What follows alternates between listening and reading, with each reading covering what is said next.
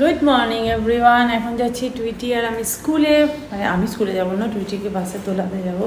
আমি খালি ঘুলিয়ে ফেলি, বুঝলি টুইটি, যে আমি স্কুলে যাচ্ছি না তুই স্কুলে যাচ্ছি, কারণ পিঠে ব্যাগটা আমি নেবো, বইবো আমি, ওর স্কুলের বন্ধুদের সাথে গল্প করবো আমি, তাই না? হ্যাঁ চলো চটপট শুজ করে নাও, তো চলো দিয়ে আসি, তারপর দিয়ে এসে আবার আমাদের ক্লাস শুরু হয়ে যাবে।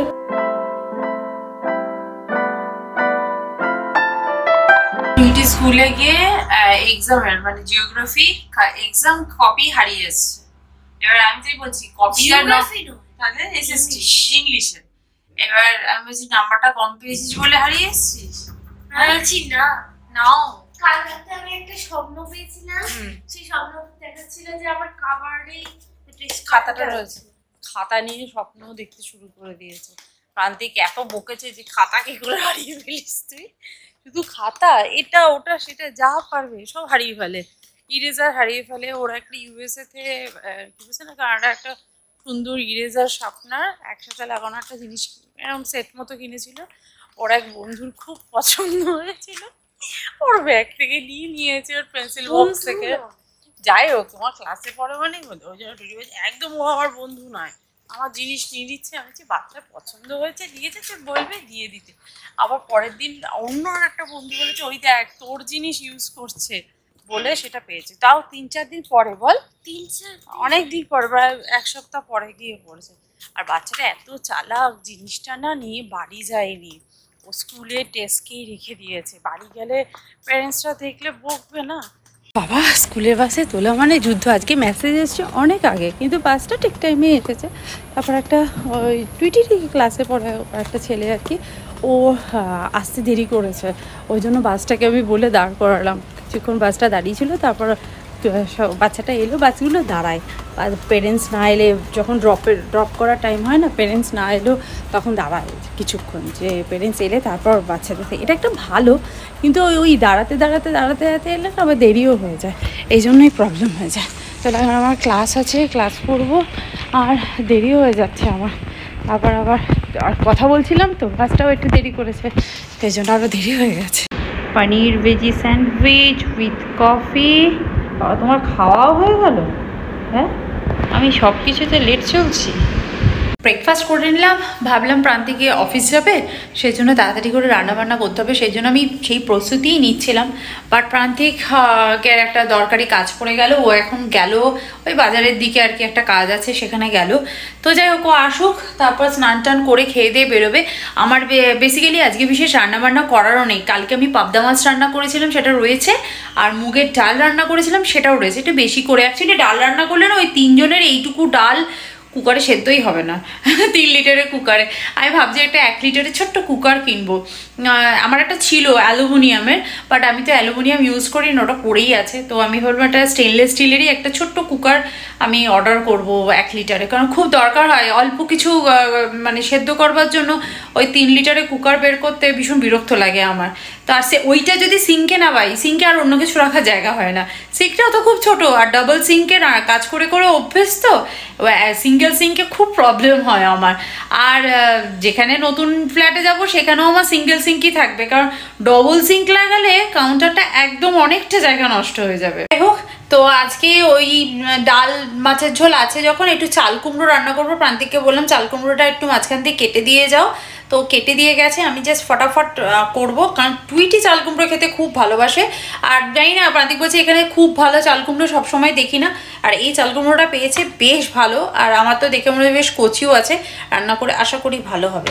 তো চলো ঝটপট করে কাটি, রান্না বসিয়ে দিই।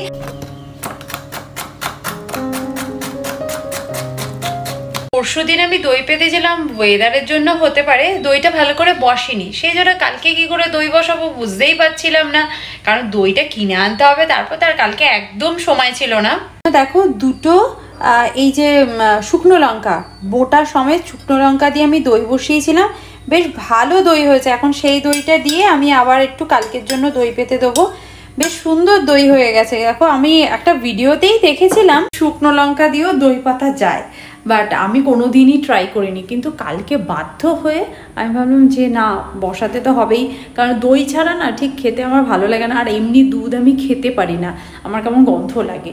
আর টুইটিও ভাত দিয়ে দই দিয়ে খেতে খুব ভালোবাসে, মানে আগেও এত দই খেত না, এইখানে এসে ও দইয়ের প্রতি ভালোবাসা, মানে আগেও মিষ্টি দই বা ফ্লেভার দই এগুলো খেত, কিন্তু আমি ওগুলো একদম দিতাম না আমার, কারণ আমি ওর সময় মানা করতাম। এমনি নর্মাল দই কিনে তার মধ্যে হয়তো স্ট্রবেরি ব্লেন্ড করে বা ব্লুবেরি ব্লেন্ড করে দিয়ে দিতাম, ও খেতে সেগুলো ভালোবাসতো। আর এখানে জানি না কেন টক দই খেতে ও খুব ভালোবাসছে। না ঠিক আছে, ভালোবাসছে যখন করে দেওয়া। আজকের লাঞ্চে রয়েছে ভাত, চাল কুমড়োর তরকারি, স্যালাড, পাবদা মাছ, আর ওইদিকে বাটিতে রয়েছে ডাল আর টক দই। লেফট ওভার দিয়ে থালাটা বেশ ভালোই সাজানো হয়ে গেছে। চলো ঝটপট করে লাঞ্চটা করে নিই, তারপর তো এত কাজ পড়ে আছে, এক এক করে সব সারতে হবে। ওইদিকে ওয়াশিং মেশিনটাও চলছে, সেই কাজটাও সারতে হবে আবার। প্রান্তিক অফিসে বেরিয়ে গেছে, আমি ভাবলাম লাঞ্চটা করে নিয়ে একেবারে কাজে বসবো। আর এই মাছটা এত, এই পাবদা মাছই তো, হ্যাঁ এই পাবদা মাছটা এত ভালো খেতে না, তা আমার পাবদা মাছ খেতে খুব ভালো লাগে। মানে প্রান্তিক যতবার পাবদা মাছ বাজারে দেখে ততবারই নিয়ে আসে। আর এখানে না পাবদা মাছটা খুব ভালো পাওয়া যায়, পাবদা ট্যাংরা এগুলো খুব ভালো পাওয়া যায়, তো আমার তো ভীষণ ভালো লাগে। তো মাছটা শুধু ভালো রান্না হয়েছে জানো, মাছটাই খুব ভালো। আজকে কাজে বসতে বসতে কতটা দেরি হয়ে গেল। আর এই বর্ষাকাল হলে না এই এক প্রবলেম, জামা কাপড় আমার র্যাকেই থাকে, এদিক ওদিক ঝোলাঝুলি ব্যাপারটা নেই, কিন্তু ওই শোকায় না, আবার কাঁচা হয়, আবার শোকায় না, এদিক ওদিক করে জানলায় রেখে রেখে ফ্যান চালিয়ে চালিয়ে শুকিয়েছি। এবারে এত জামা কাপড় জমে গেছে, এটা দুদিনের জামা কাপড়, কালকে 2-4টে শুকিয়েছিল সেটা ফোল্ড করেছে, এখন আমাকে কালকের প্লাস তার আগের দিনের জামা কাপড় ভাঁজ করতে হবে, প্লাস কাজ করতে হবে। কাজটা শুরু করি, কাজ করতে করতে এই ভাঁজ করে ফেলবো, কারণ মাল্টিটাস্কিং না করলে আমার কাজ শেষ হবে না, মানে এত কাজ থাকে। আবার টুইটিকে আনতে যেতে হবে, সেখানে আবার অনেকটা টাইম চলে যাবে।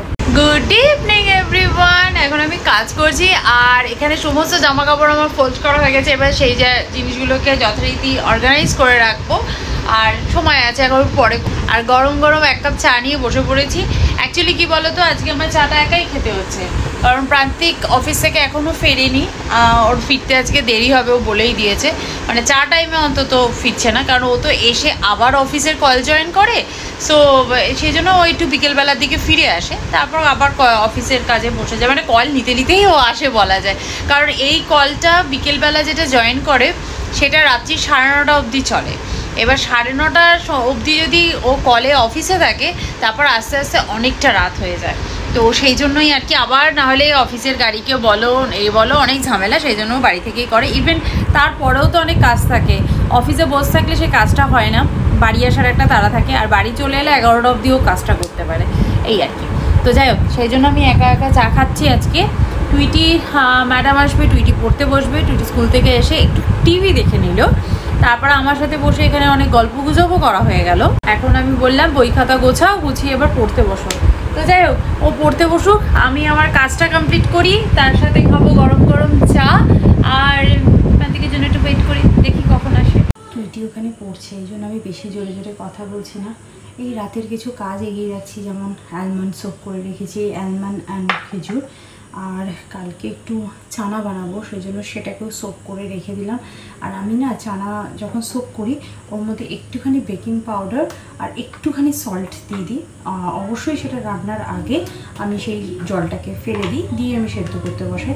এটা করলে না চানাটা খুব সফট হয়, আর চানার ভেতর পর্যন্ত খুব সুন্দর একটা সল্টি ব্যাপারটা চলে আসে, অসুবিধা হয় না, আর তাড়াতাড়িও সোক হয়ে যায়। আর চানার মধ্যে যদি কোনো পোকা বা জার্মস থাকে সেটাও নষ্ট হয়ে যায়। তো যাই হোক, এটাকে সোক করে রেখে দিলাম। এখন আমি আটা মাখবো, আর ডিনারের জন্য একটু পনির গ্রিল করে নেবো, আর তোমার কিছু ভেজিটেবল সটে করে নেবো, দ্যাটস ইট, আর কিছু করবো না। আর তার সাথে তো স্যালাড থাকবেই। আর আটাটা মাখবো, ওর মধ্যে রাগি পাউডার অ্যাড করবো, আর ব্যাস আজকে রাগি পাউডারই অ্যাড করি, না আমি কোনো দিন একটু বেসন অ্যাড করে দিই আটার মধ্যে, নর্মাল চাক্কি ফ্রেশ যে আটা হয় সেই আটার মধ্যেই অ্যাড করি। নর্মাল আটাগুলোকে না আমার ঠিক মনে হয় যে কিছু একটা কমতি রয়ে গেছে ওই আটাটার মধ্যে। তো যাই হোক, এটা খাওয়াটা খুব ভালো, সেই জন্যই আমি করি। তো যাই হোক, এগুলো ঝটপট করে নিই। আর প্রান্তিক এখনও পর্যন্ত অফিস থেকে ফেরেনি, অনেকটা রাত হয়ে গেছে, এখনও অফিসের আছে এবং মিটিংয়ে রয়েছে, মানে ওর যে কখন মিটিং শেষ হবে এবং অফিস থেকে ওর বাড়ি আসতে মিনিমাম 1 ঘন্টা সময় লাগবে।